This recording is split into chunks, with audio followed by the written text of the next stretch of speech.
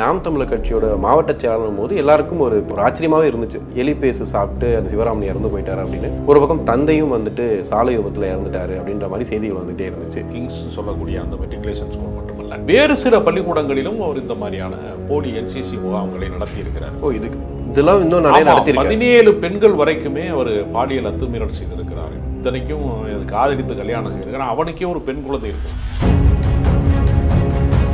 இதுவே ஒரு அரசு பள்ளிக்கூடத்தில் நடந்திருந்தா மூடி மறைப்பதற்கான அவசியம் அவனுக்கு இருக்காது. நம்ம மாட்டிக்கிறோம் சொல்லி அவன் உடனடியாக புகார் அளிச்சிருப்பான். நிறைய பேரண்ட்ஸ் என்ன நினைக்கிறான்னா, அரசு பள்ளிக்கூடம் பாதுகாப்பட்டது நினைக்கிறான். அதுல சௌகரிய குறைபாடுகள் இருக்கலாம். ஆனால் இது மாதிரியான அத்துமீறல்களை அரசு பள்ளிக்கூடங்கள் இருந்துச்சுன்னா அது உடனடியாக வெளியில ரியாக்ட் ஆகும். 12-13 வயது சிறுமிய ஒருத்தன் நள்ளிரவு கடந்த ஒரு 3 மணி அளவுல திடீர்னு அழைத்து போய் இந்த மாதிரி ஒரு விபரீதமான பாலியல் அட்டெம்ப்ட் பண்றான் அப்படிங்கிறப்ப அது உளவியலா ஆண் குறித்த மனநிலை அதுக்கு என்னவாக இருக்கும்? அது சக மாணவர்கள்ட்ட நாளைக்கு எப்படி பண்ணணும்? இதுக்கு மத்தியில எலிபேஸ் சாப்பிட்டு சிவராமன் கைதானதுக்கு அப்புறமே எலிபேஸ் சாப்பிட்டு இறந்து போயிட்டாருன்னு சொல்றாங்க. அண்ணாமலையே சொல்றாரு, பாஜக மாநில தலைவர் அண்ணாமலையே ஒரே நேரத்தில் அப்பனும் மகன் எப்படி சாவாங்க? சீமான் சொல்லவே வேணாம், உடனே கட்சியை விட்டு நீக்கினார். பாலியல் குற்றச்சாட்டுக்காக நாம் தமிழர் கட்சியை விட்டு நீக்கணும்னா முதல்ல சீமானை தான் நீக்கணும். என்ன சார்? ஆமாங்க, அவர் மேல விஜயலட்சுமி சொன்ன பாலியல் குற்றச்சாட்டுக்கு யார் நடவடிக்கை எடுக்கிறது?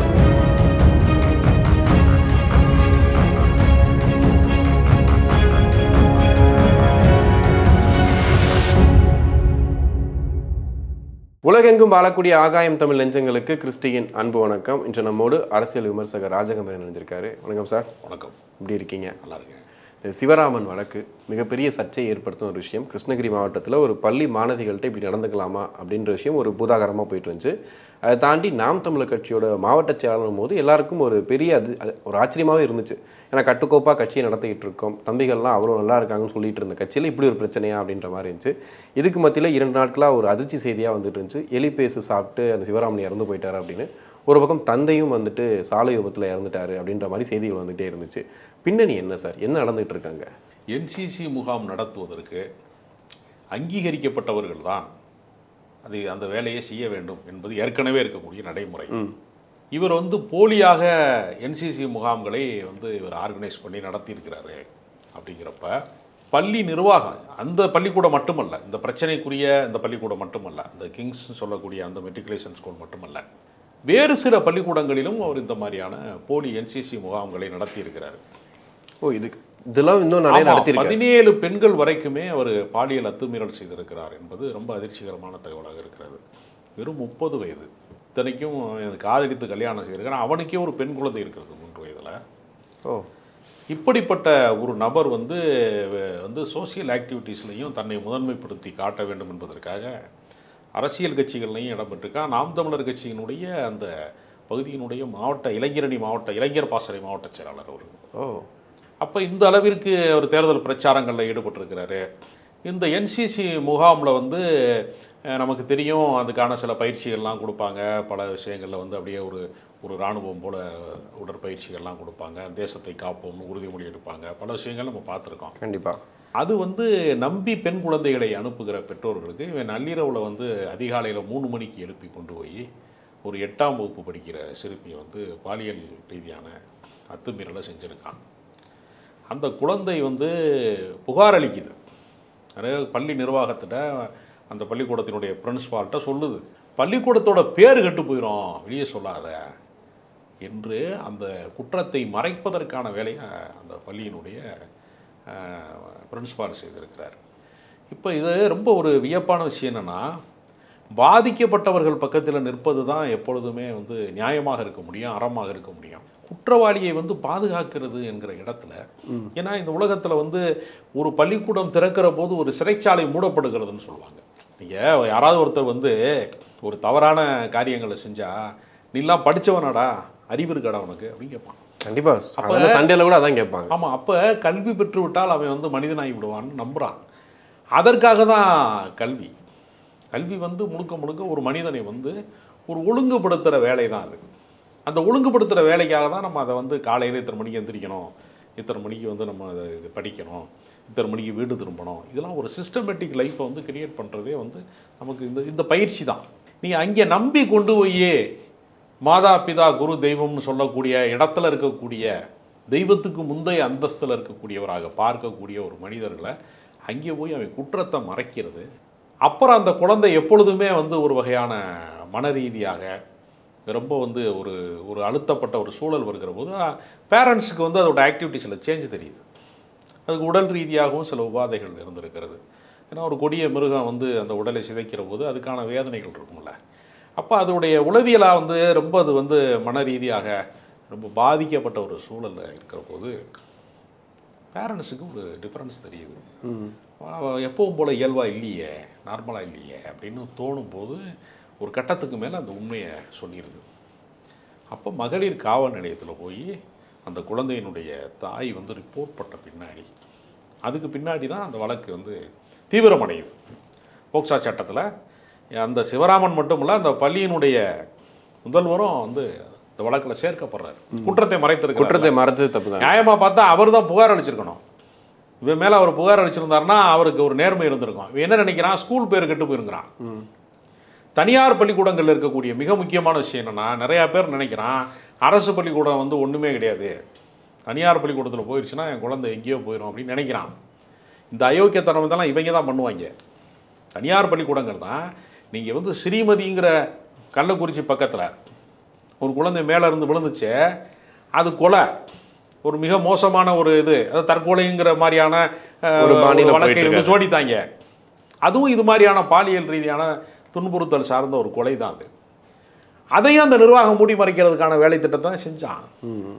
அப்போ என்ன நடக்குதுன்னா, இது வந்து மார்க்கெட்டிங். எங்கள் ஸ்கூல் வந்து நம்பர் 1 ஸ்கூலு, ரொம்ப டிசிப்ளினாக வச்சுருப்போம் நாங்கள். இங்கே வந்துச்சுன்னா அந்த பிள்ளை வந்து பயங்கரமாக இங்கிலீஷ் பேசும், அது அடுத்த கட்டத்துக்கு போயிடும், பெரிய லெவலுக்கு, பெரிய படிப்புக்கு வந்து ப்ரொஃபஷனல் கோர்ஸுக்கு டாக்டர் ஆயிரும், இன்ஜினியர் ஆயிரும், வேறு லெவலு நாங்கள் என்று இவன் விளம்பரப்படுத்திக்கிட்டே இருக்கான்.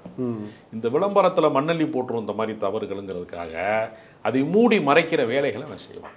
இதுவே ஒரு அரசு பள்ளிக்கூடத்தில் நடந்திருந்தா மூடி மறைப்பதற்கான அவசியம் அவனுக்கு இருக்காது. நம்ம மாட்டிக்கிறோம்னு சொல்லி அவன் வந்து உடனடியாக புகார் அளிச்சிருப்பான். ஏன்னா இதை நிறைய பேரண்ட்ஸ் என்ன நினைக்கிறான்னா, அரசு பள்ளிக்கூடம் வந்து பாதுகாப்பட்டது நினைக்கிறான்.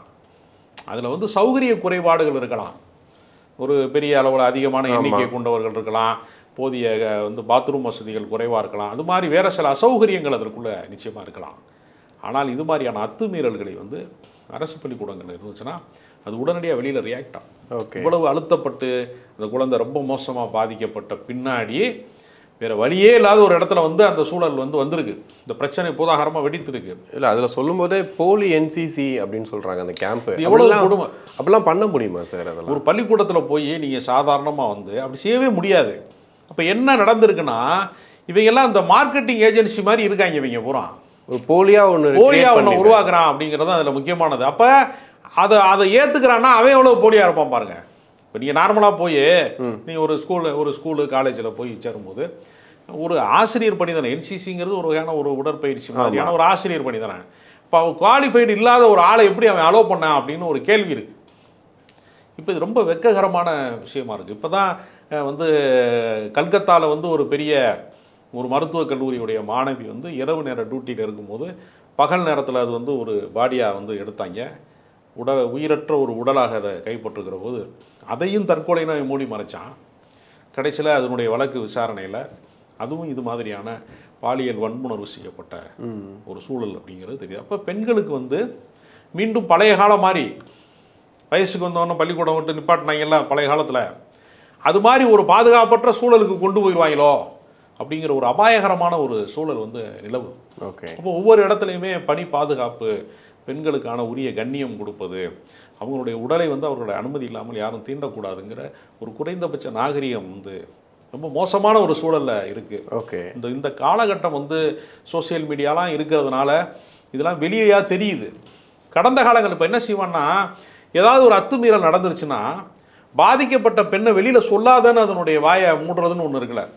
இந்த ஸ்கூல் மட்டும் இல்லை, சில இடங்களில் பேரண்ட்ஸும் பண்ணுறாங்க. நம்ம குடும்ப கௌரவம் கெட்டு போயிடும், இவனுக்கு ஸ்கூலோட கௌரவம் கெட்டு போயிடும், சில பேருக்கு வந்து குடும்ப கௌரவம் கெட்டு போயிடும், நம்ம வந்து நம்ம சாதி சனம்லாம் தப்பாக நினச்சிடும், அந்த பிள்ளைக்கு வந்து எதிர்காலம் வந்து நல்லா இருக்காது வெளியே சொன்னால் என்று பல காரணங்களை சொல்கிறான். இப்போ எனக்கு என்னென்னா, ஒரு 12-13 வயது சிறுமியை ஒருத்தன் வந்து நள்ளிரவு கடந்த ஒரு 3 மணி அளவில் திடீர்னு அழைத்து போய் இந்த மாதிரி ஒரு விபரீதமான பாலியல் அட்டெம்ப்ட் பண்ணுறான் அப்படிங்கிறப்ப, பலாத்காரமான ஒரு விஷயம் செய்கிறாங்கிறப்ப, அது உளவியலாக ஆண் குறித்த மனநிலை அதுக்கு என்னவாக இருக்கும்? அது சக மாணவர்கள்ட்ட நாளைக்கு எப்படி பழகும்? ஒரு ஆண் இன்னொரு ஆண் சக மாணவனோட வந்து எப்படி அது பழகும்? இயல்பு நீங்கள் சொல்கிறது வந்து மொத்த பள்ளிக்கூடங்கள் தனியார் பள்ளிகளுக்கே ஒரு பெரிய அச்சுறுத்தல் மாதிரி உளவியல் சிக்கல் ஏற்படும். அதுக்குள்ள தவறுகள் வந்து எல்லா இடத்துலையும் நடப்பதற்கான சாத்தியங்கள் இருக்கிறது. உலகம் தோன்றிய காலத்திலிருந்து ஆண் பெண் சம்பந்தப்பட்ட பிரச்சனை இருந்துகிட்டே இருக்கு. இந்த அத்துமீறல்களுக்கு அந்த உளவியலாக அது எவ்வளவு பெரிய பாதிப்புக்கு உள்ளாகும்? நார்மலாக போய் ஒருத்தவங்க பேசினா கூட தப்பா நினைக்கும். அவன் மாதிரி ஒரு குறுகுறுன்னு பார்க்குறாங்க. ஏன்னா அதுக்கு சைக்காலஜிக்கல் ப்ராப்ளமாக அது மாறும். உடல் ரீதியாக மன ரீதியாக அது இந்த வாழ்க்கை எப்படி எதிர்கொள்ளுங்கிற கேள்வி இருக்கு. அப்போ அதுக்கான மனதிட்டம்னு ஒன்று இருக்குல்ல, அந்த மனதிட்டத்தை எல்லாரும் பெறுவார்களாங்கிற சந்தேகம்லாம் இருக்கு. இந்த உலகம் நம்மளை பற்றி என்ன நினைக்கும்? இப்போ நம்ம அந்த வந்து ஊடகத்தில் அதனுடைய முகத்தை வந்து நம்ம மறைத்து செய்தி வெளியிடுறோம். அது வந்து ஏற்கனவே இருக்கக்கூடிய ஒரு நீதி சார்ந்த ஒரு அறம் சார்ந்த ஒரு முறை. அது வெளியிட பெயர் சொல்லக்கூடாது. ஆனால் அந்த பகுதியில் இருக்கவங்களுக்கு தெரிய தானே செய்யும், சம்பந்தப்பட்டவங்களுக்கு தெரிய தானே செய்யும். அப்போ அதோட வாழ்வியல் என்னவா பாதிக்கும் அப்படிங்கிற ஒரு பெரிய கேள்வி இருக்கிறது. அப்போ தவறு நடந்துருச்சுன்னா அந்த தவறை மறைப்பதன் மூலமாக குற்றவாளியை பாதுகாக்கிற ஒரு வேலையும் இதுக்குள்ளே நடக்குது.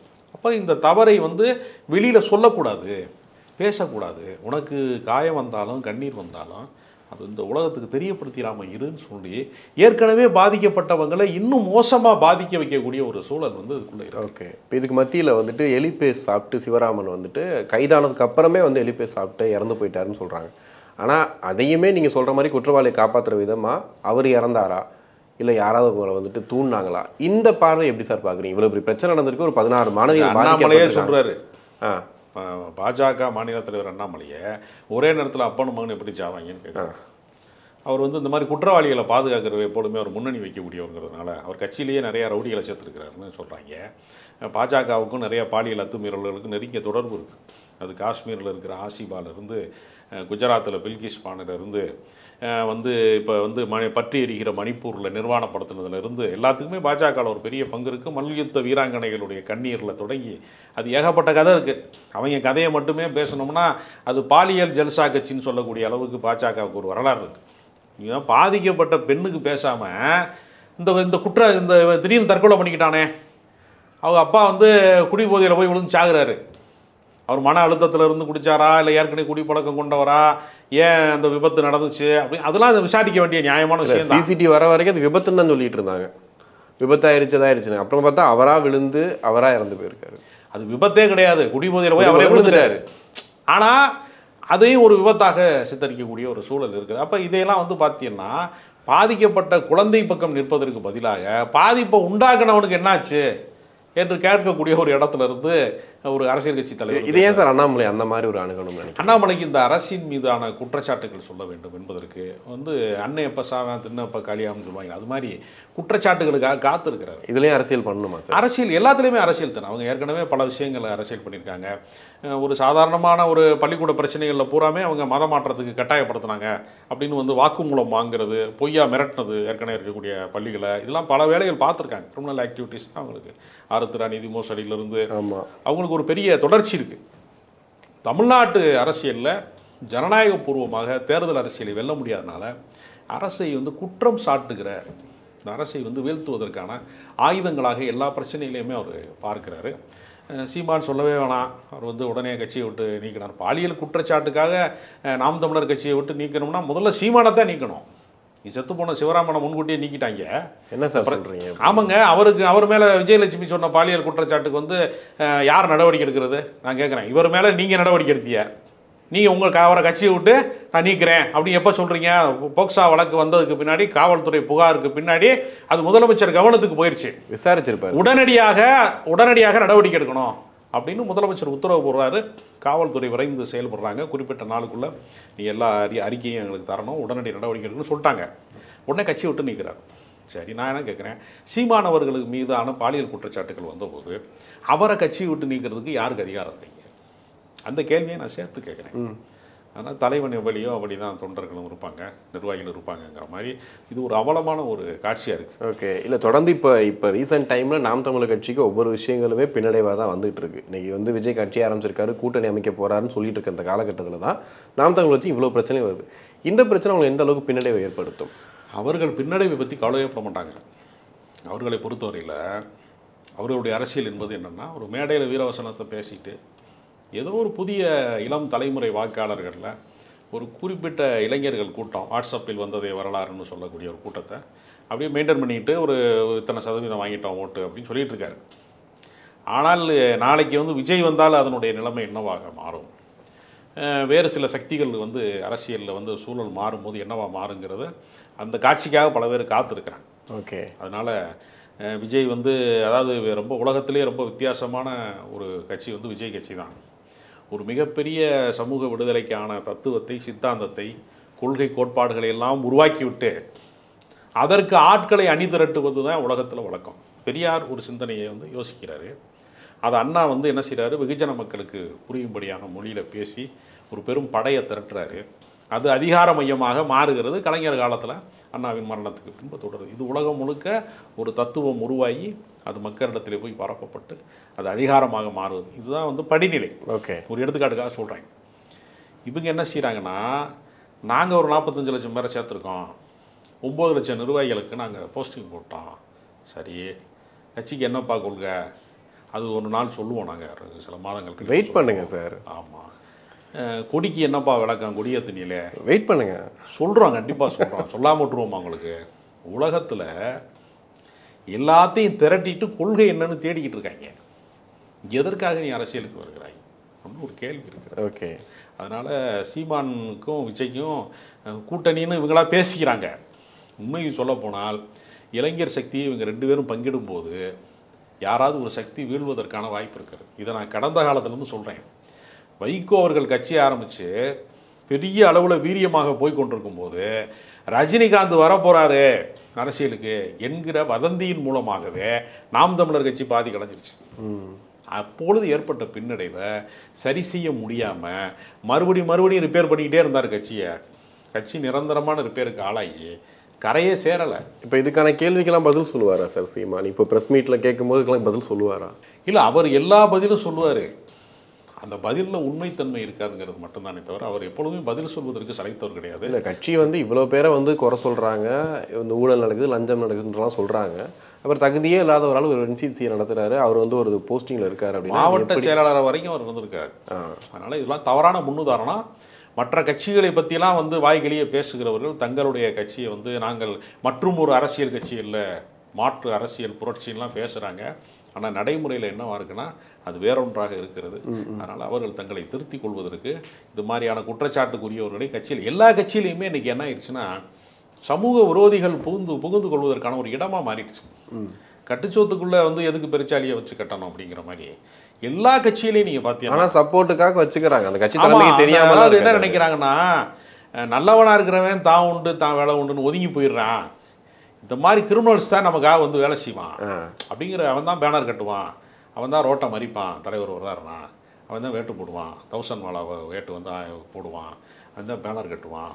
அப்போ சமூக விரோதிகள் அவங்க சம்பாதிச்ச பணத்தை உலகத்துக்கு கணக்கு காட்டுறதுக்கு கருப்பு பணத்தை வந்து வச்சிருக்கிறவங்க தான் அரசியலில். நாம் தமிழர் கட்சியில் அப்படிலாம் இல்லைன்னு தானே தான் சொல்லிட்டு இருக்காரு. நான் வந்து காசுக்காக சீட்டு கொடுக்க மாட்டேன், நான் சொல்கிற ஆள் தான் அங்கே நிற்கணும், ஜாதிக்காக சீட்டு கொடுக்க மாட்டேன்னு சொன்னவர் தானே அவர். அவரே ஜாதி சார்ந்து தான் வந்து பல வேட்பாளர்கள் இப்போ கூட விக்கிரவாண்டி தேர்தலில் வந்து வன்னியர் சமூகத்தை சேர்ந்து தான் வேட்பாளர் நிறுத்துறாங்க. ஏன் ஒரு மாற்று அரசியலை விரும்பக்கூடியவங்க ஒரு தலித் சமூகத்தை சேர்ந்த ஒரு வேட்பாளர் நிறுத்திருக்கலாமே, வெற்றி பெற போகிறதுல யாரை நிறுத்துறாங்க? அதனால் எல்லா அரசியல் கட்சிகளுமே இன்றைக்கு வந்து கிரிமினல்கள் பின்னால் போய் நிற்பதுங்கிற ஒரு இடத்திற்கு ஏறத்தாழ வந்து சேர்ந்திருக்கிறது. அதற்கு எந்த கட்சியுமே விதிவிலக்கு இல்லை என்று சொல்லக்கூடியதான் நம்ம ஆம்ஸ்ட்ராங் கொலை வழக்கு போன்றவற்றில் பார்த்தோம். சர்வ கட்சி கூட்டம் போட்டால் கூட இவ்வளோ பேர் வந்திருக்க மாட்டான், அனைத்து கட்சியிலையும் கிரிமினல்ஸ் வந்து அந்த கொலையோட தொடர்போடு இருந்தான் அப்படிங்கிறதெல்லாம் நம்ம பார்த்தோம். 27. அதனால் இன்றைக்கு அரசியல்வாதிகளாக வரக்கூடியவன் இன்றைக்கு இளம் தலைமுறையில் உருவாகக்கூடிய ஒரு பல பேர் வந்து பல்வேறு குற்றப்பின்னணி கொண்டவர்களாக இருக்கான். ஓகே, இவன் தான் இந்த நாட்டை காப்பாற்ற போகிறான்னு நமக்கு வீரவசனம் பேசுகிறாங்க. ஆனால் குற்றப்பின்னணி வந்து ஒரு பள்ளி மாணவியை பலாத்காரம் செய்யக்கூடியவன்லாம் பொது வாழ்க்கைக்குள்ளே வந்திருக்காங்கிறது ரொம்ப அதிர்ச்சி ஊட்டக்கூடியதாக இருக்கிறது. ஓகே, இறுதியாக வந்து நீங்கள் ஆரம்பத்திலே சொன்னீங்க தொடர்ந்து இந்த மாதிரி பாலியல் குற்றச்சாட்டுகள் நடந்துகிட்டு இருக்கு அப்படின்னு. இப்போ அந்த பொண்ணு சொன்னதுனால தெரியுது, சொல்லாமல் எத்தனையோ நடந்திருக்கும். அப்படி சொல்கிறதா இருந்தால் என்னென்ன விஷயங்கள் தடுக்குது சார்? ஒரு ஒரு குழந்தைக்கு இப்படி ஆகுது அப்படின்னும் போது சைல்டு ஹெல்ப்லைன் ஒன்று இருக்குது, அது எத்தனை பேர் தெரியும் அப்படிங்கிறதும் தெரில. அரசு ஏன் அது வந்து ஒரு பெரிய ஒரு விழிப்புணர்வாக சொல்லலை அப்படிங்கிறதும் ஒரு பெரிய ஒரு கேள்வியாக இருக்குது. இந்த மாதிரி நடக்கிற போது என்ன செய்யணுன்ற மாதிரி. அது குடும்ப கௌரவம், ஜாதி கௌரவம், ஊர் கௌரவம் என்று சொல்லி, அது தான் பெத்த பிள்ளையவே வந்து யாரோ ஒருத்தனை விரும்பிட்டா அல்லது வேற ஒருத்தனை திருமணம் பண்ணிக்கிட்டாங்கிறதுக்காக கௌரவ கொலைகள்ங்கிறான்ல, ஆணவ கொலைகள்லாம் சொல்கிறான் இல்லையா?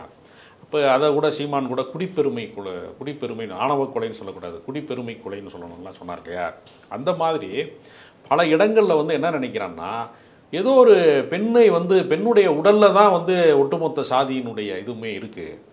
மதம், சாதி எல்லாமே வந்து பெண்ணுடைய உடல் உறுப்பு மேலே தான் ஏதோ நிறுவப்பட்டது மாதிரியும், அதில் ஒரு கிரீடம் இருக்கிறது மாதிரியும், அது கீழே விழுந்து உடஞ்சிறது மாதிரியும் ஒரு உளவியலாக எல்லாத்தையும் செட் பண்ணி வைக்கிறான். எங்கள் குடும்பம் வந்துங்க போலீஸ் ஸ்டேஷன் வாசல்லாம் மிதிக்காதுங்கன்னு சொல்லுவான் முன்னாடி. அதுக்கு என்ன செய்ய முடியும்? எழுத்து வீட்டுக்காரன் வந்து அவனை அடித்தானே என்ன பண்ணுவேன்? ஒருத்தன் குடிச்சிட்டு வந்து மடார்னு வந்து ஒரு வண்டியில் வந்து உன் மேலே வந்து விழுந்துட்டான்னா போலீஸில் தானே புகார் பண்ணணும். எங்கள் குடும்பம் ரொம்ப கண்ணியமான குடும்பங்க, ரொம்ப கௌரவமானவங்க, நாங்கள் போலீஸ் ஸ்டேஷன் வாசலை மிதிக்க மாட்டோம்னா வீட்டில் நீங்கள் நடந்து போகிறீங்க, செயின் எடுத்துகிட்டு போயிட்டேன்னா யார்கிட்ட போய் சொல்லுவீங்க? செயின் அத்தவன்ட்டே போய் சொல்லுவீங்களா? அதுக்கு சொல்ல முடியாதுல்ல. இது மாதிரி வந்து என்னென்னா ஒரு போலியான பெருமிதங்களில் பல பேர் வாழ்கிறான். நம்மளுடைய வாழ்க்கை இன்னும் மோசமாக இருண்டு போயிடுமோன்னு பல பேர் அச்சப்படுறான். ஓகே, பிறர் நம்மை பற்றி என்ன நினைப்பார்களோ என்பதற்காகவே தான் வாழாமல் போனவர்கள் அதிகமாக இருக்கான். அதனால் மற்றவர்களுடைய கவனத்திற்காக, மற்றவர்கள் நம்மை மதிக்கணுங்கிறதுக்காக சாதி ஆணவ கொலைகள் நடப்பதை போல தான் ஏறத்தாழ பாலியல் அத்துமீறல்களையும் மறைக்கிறான். ஓகே, அதனால் இந்த பொது புத்தியிலிருந்து நம்ம விடுதலை ஆகணும். பெற்றோர்களோ சமூகத்தில் இருப்பவர்களோ பாதிக்கப்பட்டவர்களுக்கான குரலாக இருக்கணுமே தவிர மேலும் பாதிப்பை உண்டாக்குவதற்கான குரலாக மாறிவிடக்கூடாது என்பதுதான் அதற்கான தீர்வு. அரசோட நடவடிக்கைகள் கரெக்டாக இருந்துச்சு. அரசு மிக தீவிரமாக நடவடிக்கை எடுத்த காரணத்தினால தான் இனி தப்பவே முடியாதுங்கிறக்காக தான் அவன் எலிபேஸ்டே சாப்பிட்ருக்கான். அதனால் அரசு வந்து அவருக்கே தெரிஞ்சிச்சு, அரசு அவனை என்கவுண்டர் பண்ணி கொள்ளலை. அரசு சட்டப்பூர்வமாகத்தான் விசாரணையில் அவன் கால் ஒடிக்கப்பட்டிருக்கு. அது வந்து தப்பி ஓடுவதற்காக முயற்சி செஞ்சான் அப்படிங்கிறத ஒரு காரணமாக சொல்கிறாங்க. இருந்தாலும் காவல்துறையில் இருக்கக்கூடிய சில பேருக்கு ஒரு பள்ளி மாணவியை சிதைச்சிட்டானேங்கிற கோபத்தில் அடிச்சிருப்பாங்கிறது தான் யதார்த்தம். அதை நாகரிகம் கருதி சில பேர் சொல்ல மாட்டாங்க, கீழே விழுந்துட்டான்னு சொல்லுவாங்க. ஆனால் உண்மை அது இல்லை, கடும் கோபத்தில் தான் இருந்திருப்பாங்க, தப்பி ஓடும்போது அடிச்சிருப்பாங்க. அவன் வந்து இனி தப்பவே முடியாது என்கிற நிலை வருகிற போது 30 வயது தான் ஆகுது அவனுக்கே. அவன் எலி பேஸ்ட்டை தின்னுட்டு சாகுறான். அவனுக்கும் வீட்டில் ஒரு மனைவி இருக்குது, ஒரு பெண் குழந்தை இருக்குது. அதை உணர்கிற சக்தி அவனுக்கு இல்லாமல் இருக்குது. கண்டிப்பாக சார், நிறைய விஷயங்கள் பேசணும். நேரத்துக்கு ரொம்ப நன்றி.